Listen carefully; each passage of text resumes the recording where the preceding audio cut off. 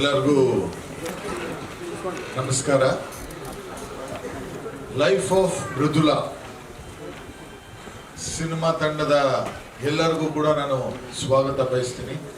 ನಮ್ಮ ಡೈರೆಕ್ಟರ್ ಆದಂಥ ಚೇತನ್ ರವರೇ, ಪ್ರೊಡ್ಯೂಸರ್ ಹಾಗೂ ಆಕ್ಟರ್ ಆದಂಥ ಮದನ್ ಕುಮಾರ್ ಅವರೇ, ಯೋಗಿ ಅವರೇ, ಎಲ್ಲ ಸಿನಿಮಾ ತಂಡದ ಜನರೇ, ಈ ಒಂದು ಸಿನಿಮಾ ಮೊದಲನೇ ಎಲ್ಲ ಯೂತ್ ಹೊಸವರನ್ನ ತಗೊಂಡು ಮಾಡ್ತಾ ಇದ್ದೀರಾ, ಅದೊಂದು ದೊಡ್ಡ ಸಂತೋಷ ಇದೆ.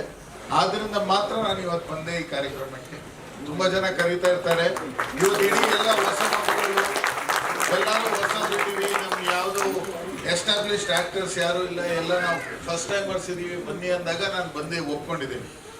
ಆದರೆ ನಾನೊಂದು ಅಡ್ವೈಸ್ ನಮ್ಮ ಮ್ಯೂಸಿಕ್ನವ್ರಿಗೊಂದು ಕೊಡೋಕ್ಕೆ ಇಷ್ಟಪಡ್ತೀನಿ.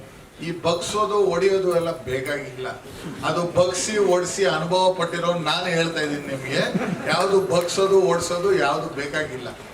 ನಮ್ಮ ಒಂದು ಶೈಲಿ ಬದಲಾವಣೆ ಬರಬೇಕು. ರ್ಯಾಪ್ ಸಾಂಗ್ ಅಂದ ತಕ್ಷಣ ವೈಲೆಂಟ್ ಆಗಿರಬೇಕು ಅಂತ ಯಾವುದೂ ಇಲ್ಲ. ಒಳ್ಳೆತನದಲ್ಲೂ ರ್ಯಾಪ್ ಮಾಡ್ಬೋದು ಅಂತ ನನ್ನ ಅನಿಸಿಕೆ.